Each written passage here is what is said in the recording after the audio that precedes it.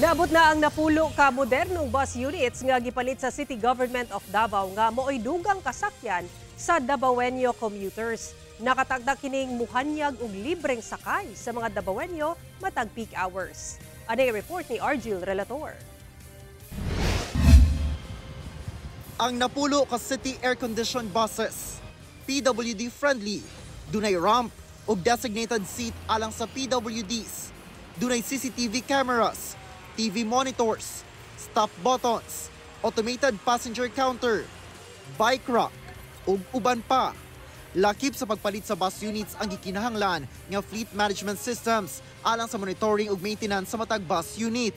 Mipalit og napulo ka bus units ang City Government of Davao ubos sa Davao Interim Bus Service aron maalibyuhan ang problema sa kakulangon sa pampublikong sakyanan labi na matag peak hours. Sa inisyal nga plano, mubiyahe kini gikan alas 6 sa buntag hangtod alas 10 sa buntag ug alas 5 sa hapon hangtod alas 9 sa gabii.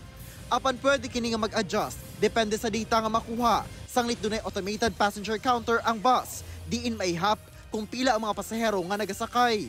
So for these 10 buses, this is primarily targeted or to be used for katong peak hours good na nakita sa city government na medyo naikit panginanglanon. It will be free for everybody na pwede makasakay. Gi-applyan na ngadto sa LTFRB ang mga ruta o ginahulat na lang ang approval ni ini. Nakatakda kining i-anunsyo sa sunod semana. Tunga-tunga sa Nobyembre, nakatakda na kining mubiyahe. Doon na say mag-onboard nga marshals aron makatabang sa driver sa pag-manage sa mga pasahero. Ang matag DC bus unit adunay 48 ka seating capacity. Apil na din ha ang para sa persons with disability. Ug gawas ni ana mamahimo sab ang standing kung asa dunay 20 ka mga grab bars dinhi. Apan sumala pa, pwede pa kini nga madungagan nila. Padayon ang training sa 22 ka bus drivers. As soon as these buses may be able to be used for training, we will have our drivers actual driving din sila aning mga units that they will be assigned to.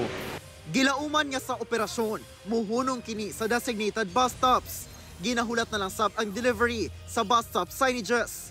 Gawa sa dugang kasakyan sa mga Davaoenyo, pamaagi sab kini nga makakuha og pagtulunan sa pagpatuma na sa mas dakong Davao Bus Project. Diin usa ka libo ka mga bus na ang mamasahero sa Davao City puhon. Kauban si Melchor Awing sa kamera. Ako si Argil Relator. 1 Mindanao.